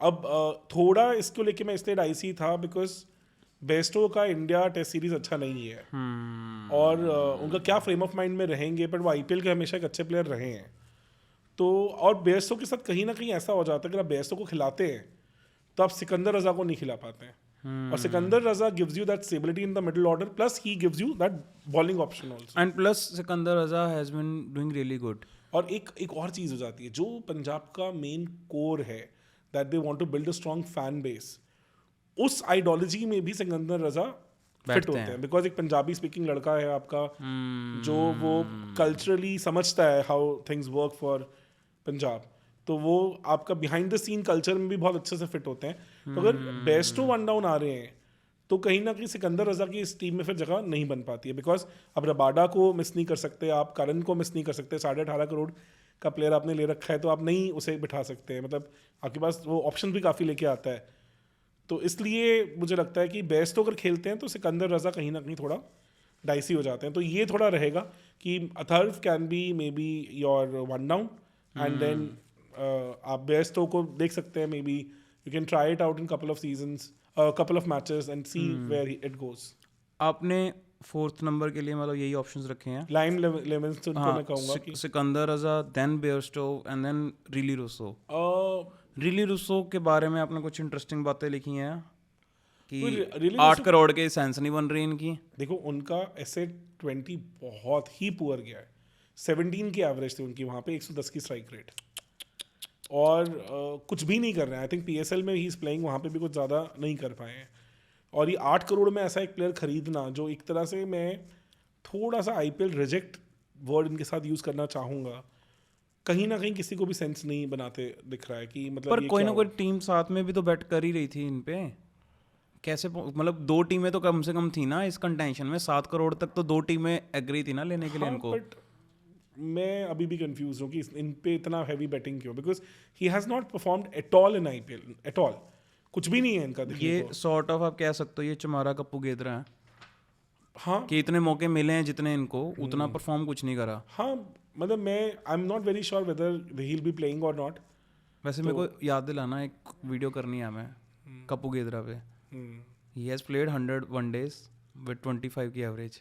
अच्छा, तो ये अब एडिट करेंगे पार्ट? नहीं नहीं नहीं, अरे वैसे याद दिला रहा हूँ मैं। करेंगे पक्का। अरे भाई व्यूअर्स को भी पता चलना चाहिए ना कि हाँ क्या क्या आइडियाज इंटरेस्टिंग आते हैं हमारे अरे पास। नहीं, सही सही। और एक और चीज़ भी है इम्पोर्टेंट कि लिविंगस्टन को तो आप नहीं बिठा सकते। 5th नंबर पे लिविंगस्टन आपने रखे हैं, तो 6th नंबर पे जितेश शर्मा है, 7 नंबर पे सैम करन है। सारे के सारे अगर आप देखा जाए, शिखर धवन को छोड़ दो तो सारे के सारे वैसे पिंच हिटर्स हैं, एक्सेप्ट रजा जो कि पिंच हिटर हैं but he can play normal game. Rilee Rossouw जिनका न कोई भी गेम नहीं चल रही इस वक्त, ना हिटिंग गेम चल रही है उनकी और ना ही उनकी मिडल ऑर्डर गेम चल रही है। अगर आप फिर से देखो तो पंजाब ने वही गलती की है। पंजाब, जो आपने बिल्कुल स्टार्टिंग में बोला रितेश, कि पंजाब थिंक्स की यार हिटर चाहिए और वो लंबे जड़े मारने वाले प्लेयर चाहिए। इन्होंने पूरा अपना मिडिल ऑर्डर और लोअर मिडिल ऑर्डर उसी से भर दिया है। इनका मिडल ऑर्डर प्रॉपर वो मिडल ऑर्डर है जो 100 पे 7 आउट देखने को मिलते हैं ना, मिलते हैं। ये वो टीम बनाई है इन्होंने। इनके इस बार भी हाई प्रोबेबिलिटी कि आपको कोलैप्सेस देखने को मिलेंगे ही मिलेंगे बिकॉज एक चीज़ जो इन्होंने अच्छी की है वो यही की है कि कहीं ना कहीं इन्होंने अपने डेथ बॉलिंग के ऊपर थोड़ा काम किया, उस पर भी हम आएंगे, क्योंकि वहाँ पे उन्होंने जो हर्षल पटेल को लेके आए हैं। अच्छा, एक मैं इसमें नाम लेना चाहूँगा, आपने जैसे हरप्रीत ब्राड हैं जो, उन्होंने लास्ट टाइम दिखाया था कि he can be very good with bat as well. देखो हरप्रीत ब्रार के ऊपर मैं ये बोलूँगा, I really like the attitude of this guy. Moga से ही है तो बढ़िया एटीट्यूड के बंदे हैं, बट 3 चीज़ें उनके बारे में कहना चाहूँगा। First of all, he is not a bowler who can give you 4 overs. वो फिगर आउट हो चुके हैं अब। उन्होंने स्टार्टिंग में आके कुछ सेंसेशनल स्पेल किए थे जहाँ उन्होंने विराट कोहली को, एबीडीवी को आउट किया था, पर वो टाइम जा चुका है। अब people know what are his strengths and how to basically counter him. तो वो 4 ओवर वाले बॉलर तो नहीं है। दूसरा, he is not that strong a batter जो टॉप 7 में खेलने वाले बैटर हो। तो उनको मैं सॉलिड टॉप 7 नहीं देखता हूँ। तो उनका ऐसा रहा है कि 100 for 7 के बाद वो आए और उन्होंने कहीं ना कहीं 10, 15, 20, 25 अच्छे रन कर दिए, बट वो आप डिजास्टर के लिए टीम बिल्ड नहीं करते हैं, आप जीतने के लिए टीम बिल्ड करते हैं। एंड फिर तो आप बोलोगे कि हर्षल पटेल भी बैटिंग कर लेंगे ऐसे, तो फिर कब रबाड़ा भी कर लेते हैं बैटिंग। तो मैं इसलिए हरप्रीत ब्राड को अभी टॉप 11 में देख भी नहीं रहा हूँ। अनटिल अनलेस इनकी प्रेपरेशन इस बार ऐसी रही है कि जहाँ पे इनको एज अ नारायण की तरह नहीं, ही is not that kind of a player. उतना काफी लिमिटेड प्लेयर है और उतना कोई ऐसा इनका परफॉर्मेंस भी नहीं दिखा है। आई will still say he will struggle to be in top 11। Okay, even not as impact player maybe, but जितनी इनकी बैटिंग एक्सपोज्ड लग रही है, इम्पैक्ट प्लेयर तो बैट्समैन ही आने वाला है। इम्पैक्ट प्लेयर आप बॉलर भी लेके आ सकते हैं, पर वैसे 4 ओवर वाले बॉलर तो है ही है ना ये। चलो तो इसलिए मुझे उस पर भी आते हैं। तो अब अगर देखा जाए, Livingstone he can be destructive with the bat, he is okay with the ball, bowling भी देते हैं आपको 2 ओवर तो दे ही देंगे ऑन एवरेज। जितेश शर्मा, उनका स्टॉक तो राइज ही किया है, इंडिया के लिए भी खेल चुके हैं पिछले सीजन के बाद। तो ही कैन बी वेरी की। हाँ, बिकॉज उनको भी अब ध्रुव जुरेल एक उनके लिए अच्छा स्ट्रॉन्ग कंपटीशन दिख रहे हैं। तो he has a point two prove. ये आईपीएल काफ़ी हद तक रहेगा इस चीज़ पे कि ध्रुव जुरेल वर्सेस जितेश शर्मा वाला एंगल भी रहेगा। और कहीं ना कहीं मैं उसमें पंत को भी डालना चाहूँगा, बिकॉज T20 में अभी तक पंत भी अपनी जगह पक्की नहीं कर पाए हैं। तो बहुत मज़ेदार होने वाला है इस सेंस में कि जितेश शर्मा के लिए हाई स्टेक्स गेम है, क्योंकि क्या वो वर्ल्ड कप खेलेंगे एज अ कीपर या ध्रुव जुरेल खेलेंगे। एक और नाम भी हम ऐड कर सकते हैं अगर हम wicket keeper batsman, Samson. Yes, because वो भी कहीं ना कहीं और हो सकता है कि अगर जो हमने रिसेंट टाइम में देखा है कि टीम इंडिया जब भी स्क्वाड अनाउंस किए जा रहे हैं तो कंपैरेटिवली प्रेफरेंस जो ज़्यादा खेल चुके हुए हैं या जो रणजी या जो एक्सपीरियंस है उनको ज़्यादा प्रेफरेंस दी जा रही है। देखो IPL always decides your next world cup team. तो और आप इग्नोर नहीं कर सकते हैं, बिकॉज कैरेबियन में और यूएस में थोड़ी स्लो विकेट्स ही हैं। इंडिया जैसे विकेट्स हैं, इतना कोई बहुत बाउंसी विकेट्स वहाँ रही नहीं है, कुछ नहीं ऐसा। तो आई थिंक जो आईपीएल के स्ट्रॉन्ग स्टार प्लेयर्स होंगे फॉर्म में होंगे, कहीं ना कहीं वही आपका जून में वर्ल्ड कप का कोर बिल्ड कर रहे होंगे। ठीक है। तो इस बार विकेट कीपर स्लॉट के लिए काफ़ी लड़ाई है, उसमें हम ईशान किशन को भी घुसा सकते हैं, तो उनको कॉन्ट्रैक्ट में से तो निकाल दिया। बट वो तो चलो देखो ऐसा नहीं है, फिर he'll have an out breaking IPL season, definitely he'll be back, और वो हंग्री भी होंगे इस चीज़ के लिए।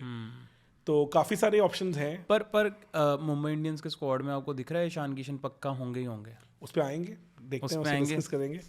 ठीक है, तो good. Jitesh Sharma is a player to watch out for, because उनके लिए बहुत इंपॉर्टेंट IPL है ये। बिल्कुल सही। 7 नंबर पे सैम करन, हालिया फॉर्म कैसा था उनका? मेरे को ना मतलब पता नहीं क्यों मेरे को ना बहुत कन्विंसिंग नहीं लगता है वो। देखो, बस Sam Curran is again that kind of a player जो आपका एक अच्छा ओवर भी डाल देते हैं और कई बार हिटिंग भी। उन्होंने लास्ट सीजन बैटिंग देखो पहले 2 ओवर कराने के लिए मैं तो बहुत अच्छा बॉलर मानता हूँ। हाँ, और लास्ट सीजन का बैटिंग से ठीक गया, उन्होंने काफ़ी बार पंजाब को बचाया है, मुश्किल सिचुएशन से बाहर निकाला है। He is even worthy of top 6 also, वो टॉप 6 में भी खेल सकते हैं, लास्ट ईयर तो काफ़ी ऊपर खेले ही हैं, तो he is a solid number 7। And plus he can play the anchor role as well, मतलब वो वैसा सा भी खेल लेते हैं। उनके पास हर टाइप की गेम है, तो he is a solid player, तो he is worthy to be in top 6 of this Punjab team also. और नहीं तो सॉलिड नंबर 7 तो है ही है, इसमें कोई डाउट ही नहीं है। हर्षल पटेल काफ़ी बड़ा पिक है, कहीं ना कहीं मुझे लगता है पंजाब ने रियलाइज़ किया है कि उनकी डेथ बॉलिंग स्ट्रगल कर रही थी, तो उस गैप को प्लग करने के लिए उन्होंने हर्षल पटेल को उठाया। तो plus he is a decent batter also, ठीक फील्डर भी हैं।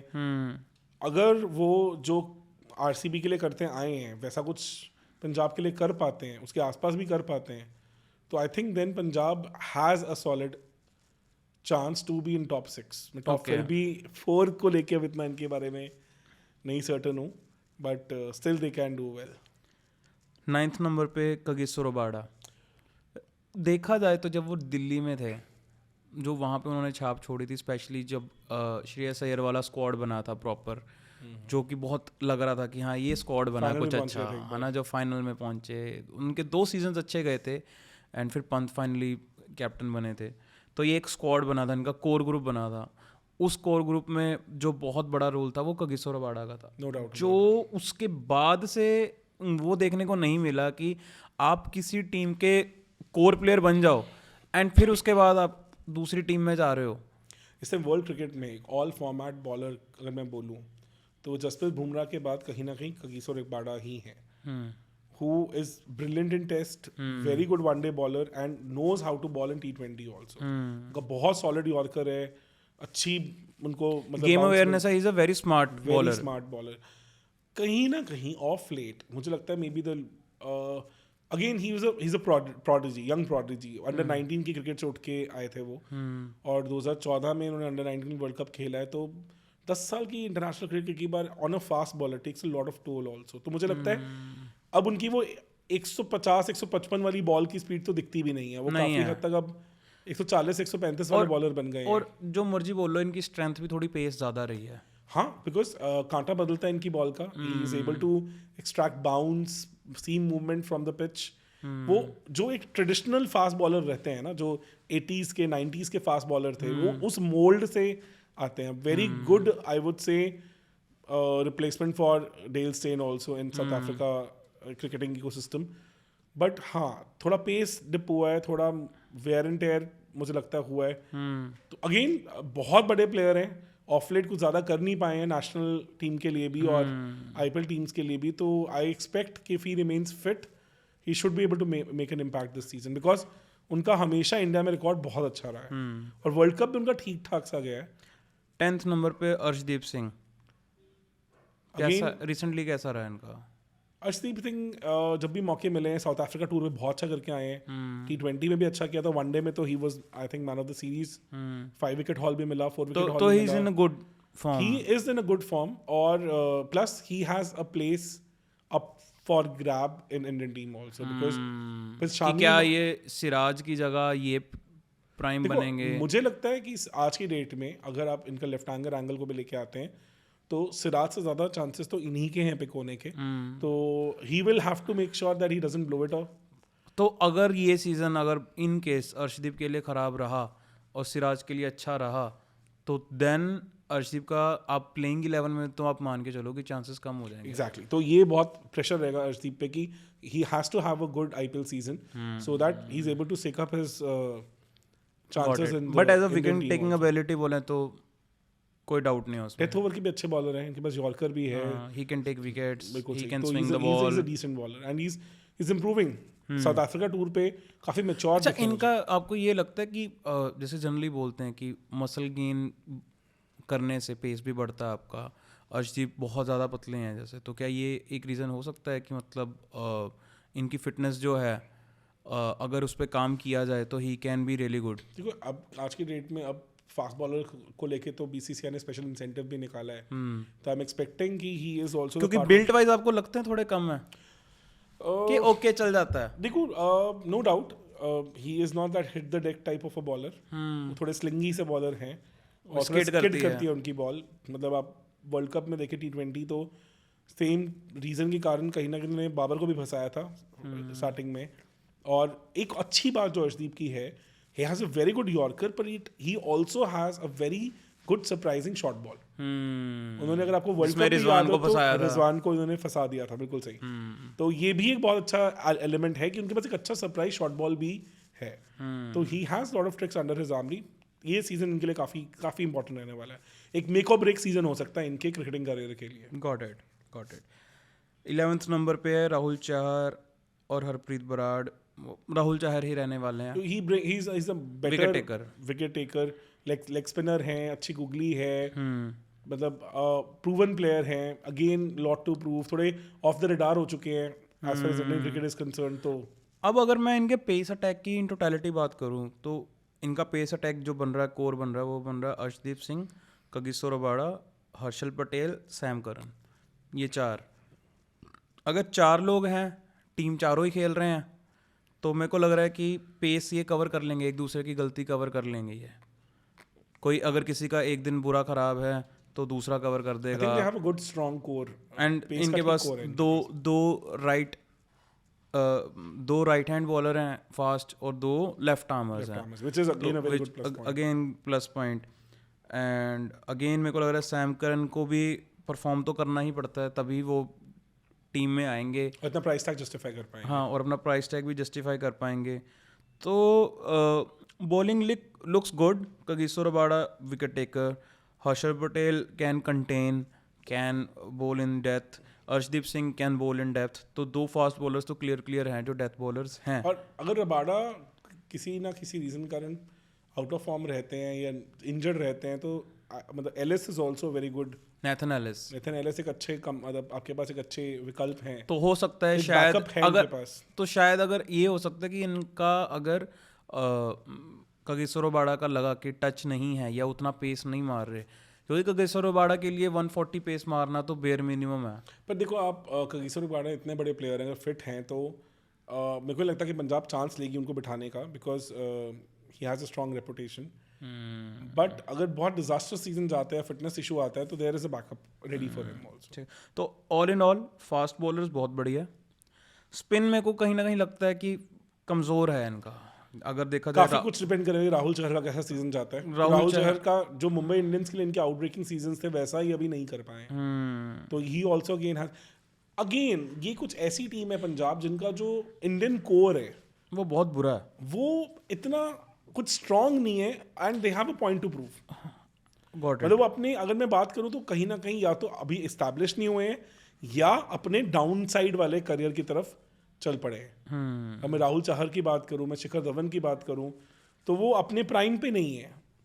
हर्षल पटेल को भी काफी प्रूव करना पड़ेगा, बिकॉज 2022 सीजन के बाद ही was the talk of the town, और उसके बाद अच्छा वर्ल्ड कप नहीं गया। 2023 सीजन में उनका काफी एवरेज सा गया, 13 मैच में 14 विकेट्स हैं, तो उससे पहले 32 विकेट ली थी उससे पहले। मतलब तो अगर 2022 को के आसपास भी रिपीट कर पाते हैं तो एक काफी बड़ा प्लस पॉइंट होने वाला है पंजाब के लिए। तो बॉलिंग इन टोटलिटी अगर बोलें, अगर तो स्पिन डिपार्टमेंट बोल रहे हैं तो स्पिन डिपार्टमेंट में सिर्फ राहुल चहर ही हैं अगर देखा जाए जो विकेट टेकर हैं।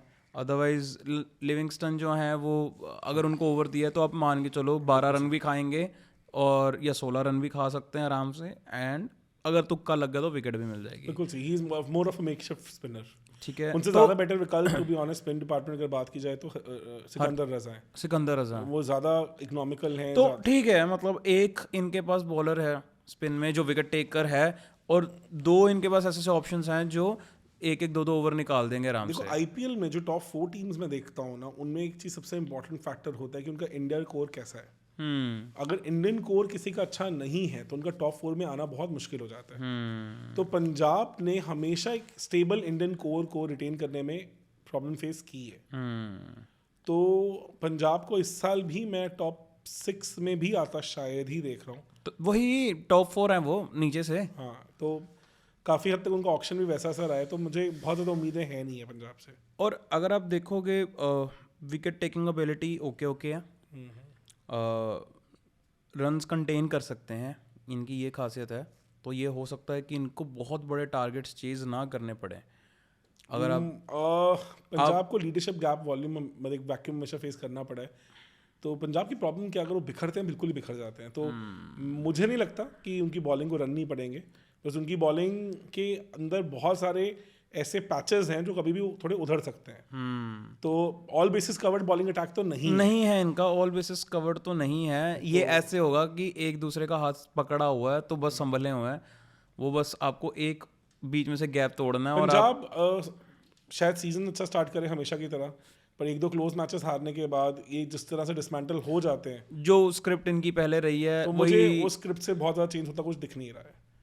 ठीक है, तो बाकी अगर ये जीतते हैं तो एक बहुत यूरेका मोमेंट हो सकता है अगर ये टॉप 4 पे पहुंच जाते बहुत हैं। एक्सेप्शनल चीज़ें होनी चाहिए, मतलब शिखर धवन एकदम आईपीएल मतलब टेबल टॉपर बन जाते हैं और प्रभसिमरन बिल्कुल नेक्स्ट बिग स्टार निकल के आते हैं। He is also wicket keeper batsman, we have to understand that. तो फिर शायद कुछ हो, बट मुझे बहुत हाईली अनलाइकली लग रहा है। बैटिंग में हमने देख लिया बहुत प्रॉब्लम्स हैं इनकी, बॉलिंग में देख रहे हैं ओकेश है, not too good not too bad है, और लीडरशिप में भी इश्यूज हैं। एक्स फैक्टर्स जो हैं वो कहने को एक्स फैक्टर्स हैं, पर they are yet to prove in IPL की that they are X factors. जो रहे हैं वो एक दो सीज़न पहले रहे हैं। चांसेस हैं कि कर सकते हैं, जैसे अथर्व ताइडे हैं, उन्होंने ग्लिम्पसेस दिए हैं कि he can be good. Prabhsimran है, उन्होंने भी ग्लिम्पसेस दे दिए हैं बहुत। सिकंदर रजा हैं, he can be a core और you can say the important element अगर कुछ अच्छा करते हैं। लिविंगस्टन की मैचेस में हो सकता है कि आपको कुछ एक्सेप्शनल दे जाएं। जितेश शर्मा, ये वो बैट्समैन होने वाले हैं जिन पे पंजाब किंग्स एक्चुअल में बहुत रिलाई करने वाली है। और जितेश शर्मा के लिए मुझे नहीं लगता कि इससे बढ़िया टीम हो सकती थी उनके लिए। नहीं, पर यार आप अगर ऐसा आप मेरे को एक बात बताओ, इम्पैक्ट फिनिशर आ रहे हो तो आप नहीं चाहते हर बार आप 70 for 5। पर मेरे को बताओ कि ऑन स्टेक, जैसे अगर मैं बोलूँ इंडियन क्रिकेट टीम के लिए स्क्वाड में प्लेइंग 11 में वो है आपका कि वहाँ पे पहुँचना है मुझे, तो एज अ मैं मिडिल ऑर्डर बैट्समैन अगर मुझे जिताना है, मैं सपना रखता हूँ कि मुझे टीम इंडिया को वर्ल्ड कप जिताना है और मैं मिडिल ऑर्डर का बैट्समैन हूँ, तो मैं यही अपने दिमाग में हमेशा इमेजिन करूँगा ना। But Litesh, I beg to differ on this. जो आप एक फिनिशर हैं तो आप यही चाहोगे, जैसे दिनेश कार्तिक का एक आईपीएल सीजन गया था 2022 का, and he also made a comeback. तो उसमें मेजॉरिटी मैचेस में he was batting in the last 5-6 overs only and he was making huge impacts। तो अगर आपको वैसा मौका नहीं मिलता, आप 6-7वें ओवर में ही आ जाते हो जहाँ एंकरिंग आपकी कोर गेम नहीं है और टीम सिचुएशन डिमांड करती है that you have to do that, तो वो तो पर मैं ये बोलूँगा यही तो चाहिए ना। बट आप इंडियन टीम को देख नहीं रही है ना। इंडियन टीम आपको उस रोल के लिए नहीं देख रही है। इंडियन टीम आपको देख रही है कि आप पिंच हिटिंग कैसा कर रहे हो, आप मैच क्लोज कैसे कर रहे हो। तो आप कह रहे हो कि जितेश शर्मा के लिए बेटर ये रहता है कि उसको 15 ओवर के बाद बैटिंग मिले। बिल्कुल सही। तो मुझे लगता है he is not in the good team और उनके लिए भी एक प्रेशर रहेगा। Let's see how it pans out, but as a finisher you want, देखो रिंकू सिंह बना क्यों दिखा। नहीं, आप बाकी आप उनकी बात करो ना कि हमें विकेट कीपर आज के टाइम पे वो तो चाहिए ही नहीं है जो ओपन करे। नहीं, ज़रूरी नहीं है, मैं आपको वही कह रहा हूँ। आपको 2 डाउन वो चेंजेस हो सकते हैं। फिर इंडिया, आप मेरे को एक बात बताओ, अगर टीम इंडिया अगर world cup T20 world cup की जो टीम है आज के टाइम पे टेंटेटिव ओपनर्स कौन है? रोहित शर्मा और जायसवाल भी आ सकते हैं। या आपको शुभमन गिल बोलने वाले थे? चांसेस कम है। बहुत कम लग रहे हैं मुझे मेरे तो। को तो नहीं लगता। वन डाउन में मेरे को प्लेइंग 11 में भी चांसेस लग रहे हैं कि शायद ना बने उनका। वन डाउन में कोहली और गिल में फाइट रहेगी। मेरे को लग रहा है कोहली आने वाले हैं, देखिए अगर कोहली का आईपीएल सीजन अच्छा नहीं जाता और गिल का एक्सेप्शनली अच्छा चला जाता है तो हो सकता है। तो आप नहीं इग्नोर कर पाएंगे। ठीक है, तो ये 3 खत्म हो गए। हाँ। तो अब इसमें देखा जाए तो ईशान किशन की जगह तो बनी नहीं रही, क्योंकि ईशान किशन की Middle order जगह player तो नहीं है। मिडिल ऑर्डर वाले वो बैट्समैन ही नहीं है। तो मिडिल ऑर्डर में अगर मुझे खिलाना भी है तो मैं पंत को खिलाऊंगा। तो नंबर 4 आई सी पंत डेफिनेटली, अगर उनका अच्छा सीजन जाता है। उनकी फिटनेस पे भी बहुत सारे और क्वेश्चन मार्क्स हैं। फिर उसके बाद नंबर 5 पे रिंकू सिंह, उन्होंने भी जगह पक्की कर ली है। नंबर श्रेयस अय्यर भी हैं अभी कंटेंडर नंबर 4 के लिए, तो अगर वो भी सही कर जाते हैं तो वो भी हैं पूरे। तो मेरे को लग रहा है कि हमें जो चाहिए, अगर कीपर चाहिए तो कीपर की जो लड़ाई है वो एक्चुअल में अगर देखा जाए तो इन 2 या 3 बंदों में है। नहीं पर ऐसा नहीं है, अगर आप देखो कि Sanju Samsung also fits in well. हाँ, मैं वही कह रहा अगर वो 4 पे आ जाते हैं तो पंत 5 पे आ जाते हैं, तो वो चीज़ें मैं नहीं कहता हूँ कि अभी वो ऑप्शंस नहीं है। ठीक है, और क्लियरली एंकरिंग रोल आप जितेश शर्मा से नहीं एक्सपेक्ट करेंगे, नहीं। क्योंकि आप फिर उन्हें कहीं ना कहीं हार्दिक पांड्या के साथ एक फिनिशर का रोल देखते लेके आएंगे। तो उन पे भी प्रेशर रहेगा बिकॉज इंडियन टीम। तो आप वैसे आज के टाइम पे जितेश शर्मा का ज़्यादा रखोगे या ध्रुव जुरेल, अगर इन दोनों का कंपैरिजन करना? Any day Dhruv Jurel, because he has proven himself on a much bigger platform. उनका कॉन्फिडेंस टाइम पे बहुत स्काई रॉकेटिंग होगा, उनके स्टेक्स बहुत बड़े हैं। आम इंसान इंडियन हाउस होल्ड नेम बन चुके हैं वो। He has a strong story to build, और प्लस उन्होंने प्रेशर सिचुएशन में मैच जिता के दिखाया है। तो और प्लस अच्छे कीपर हैं, उन्होंने अपनी कीपिंग प्रोनेस भी शो की है। तो आज डेफिनेटली उनके स्टॉक्स काफ़ी ऊपर जा चुके हैं लास्ट आईपीएल से। तो आप कह सकते हो इन शॉर्ट कि शायद पंत और जुरेल में कंपटीशन रहने वाला है, या सैमसन? दोनों भी आ सकते हैं, तीनों भी पिक हो सकते हैं। अब इस बार ये एक बार सभी टीम्स को एनालिसिस कर लेते हैं, उसके बाद I think we will be able to tell better कि इंडियन टीम की कहानी कहाँ पहुंची है। बट ठीक है, मेरे को लग रहा है जितेश शर्मा के लिए तो मेक इट और ब्रेक इट सीजन है। No doubt about it. चलो हाँ, तो अगर player to watch out for Punjab Kings में बोलेंगे तो जितेश शर्मा है।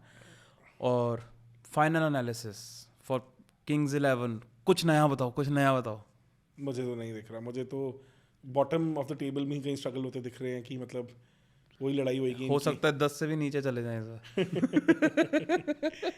मैं टॉप लोग कह रहे हैं भाई मत खिलाओ इनको, खिलाओ ही मत। मैं टॉप 4 क्या मुश्किल से इनको टॉप 6 भी नहीं देख पा रहा हूँ आज की डेट में। तो अगेन बॉटम 4 में ही और बॉटम 4 में अगर वैसे रेट करना हो तो क्या आपको ये 9-10th वाली दिख रही है टीम, या इससे भी बुरी है? बाकी टीम्स के कोर इतना डिसमेंटल्ड और इतना थका हुआ नहीं दिख रहा है। तो है ये 9-10th वाली भी हैं, हो सकते हैं। I would not be surprised because मैं इसलिए पूछा क्योंकि हमने ये अगली 5 वीडियोस जो बनानी है इसके इवेंचुअली एंड पे हमने बताना है कि हमारे हिसाब से पॉइंट्स टेबल क्या बनेगा। आईपीएल का मैं एक सिंपल चीज़ बताता हूँ। आईपीएल में हर साल ऐसा होता है कि एक ना एक दिग्गज टीम जो टॉप 4 एक्सपेक्टेड होती है वो बिल्कुल नीचे लग जाती है। तो वो उठती ही नहीं है, उनका सीजन ही शुरू नहीं होता फॉर XYZ रीजन के कारण। तो वो चीज़ तो आई एम एक्सपेक्टिंग कि इस सीजन भी होगा ही होगा बिकॉज वो आईपीएल का एक ट्रेंड रहा है। बट इम्पैक्ट में आने के बाद आईपीएल बड़ा क्लोज हो गया। तो ऐसा नहीं है कि अब इस टाइम पे कंपटीशन कम है, बहुत क्लोज मार्जिन से लोग फंस रहे हैं। तो इसलिए ये थोड़ा ट्रिकी होगा कहना। तो but definitely after we complete the analysis I will be able to give my predictions on this. चलो बहुत ही बढ़िया। देखो सर, एनालिसिस देना काम है अपना, तो अब वो परफॉर्म तो इन्होंने ही करना है। अब देखा जाए तो लिविंगस्टन, बेयरस्टोव अगर ये तबाही मचा दें, इनके एक्सेप्शनल सीजन्स निकलें सबके, तो ये भी फिर तो इफ और एल्स अगर हम करते रह जाएं तो इफ एल्स के हिसाब से तो पंजाब किंग्स 11 जो बनी है वो भी बढ़िया टीम है कि अगर शिखर धवन बहुत बढ़िया एंकर रोल का प्ले करें, प्रभ सिमरन सारे मैचेस में डिस्ट्रक्टिव खेलें, अथर ताइडे नंबर 1 पे श्रेयस अय्यर टाइप्स खेलें, सिकंदर रजा थोड़ा स्टेबिलिटी लेके आएँ और हिटिंग भी करें। वही कह रहा हूं ना कि आप अगर चाहें कि ऊंट उड़ने लग जाएंगे और मतलब तो आप कह रहे हो कि ये ऊंट उड़ने जितनी मुश्किल बात है। Lot of things have to work perfectly well for them. इन्होंने बैकअप ऑप्शंस तो बिल्कुल बिल्ड ही नहीं की। नहीं they are not ready as always for disaster. तो मैं कोई बहुत ज़्यादा हैप्पी तो नहीं हूँ उनकी टीम सिलेक्शन से। Let's see. आप ये मान के चल रहे हो कि अगर आप होते मैनेजमेंट में किंग्स 11 के तो शायद आप पूरी टीम स्क्रैच करके नहीं बनाते। इनके पास पिछले ऑक्शन में काफ़ी टाइम था ये कि अपने कोर को थोड़ा डिसमेंटल करके थोड़ा बेटर कोर लेके आते हैं, और मोरलेस इन्होंने एक वो आइडियोलॉजी और वो थॉट प्रोसेस ऑफ मैनेजमेंट दिख जाती है इनकी हर्ट वाली टीम में। चलो ठीक है, तो कि मुझे लगता है कहीं ना कहीं आरसीबी पॉइंट 2 बनने की कोशिश करते हैं कि ये डिजिटल स्पेस को जीत जाएं, और शायद फिजिकल स्पेस में थोड़ा गोलमोल काम रह रहा है इनका। चलो ठीक है। पंजाब किंग्स 11 ने हर बार की तरह इस बार भी निराश ही करा हमें विद देयर स्क्वाड। बाकी उम्मीद करते हैं, दिल से दुआ है कि पिछली बार से बेटर हो। तो बहुत ही मज़ा आया मेरे को, and really waiting for other teams as well कि उनके हम एनालिसिस करें एंड कुछ उनकी भी बढ़िया बातें निकाल लें। तो थैंक यू सो मच, बहुत ज़्यादा मज़ा आया। एंड ठीक है, तो अब हमारी 4 टीम्स हो गई हैं, 4 टीम के एनालिसिस हो गए हैं, 6 और बची हैं।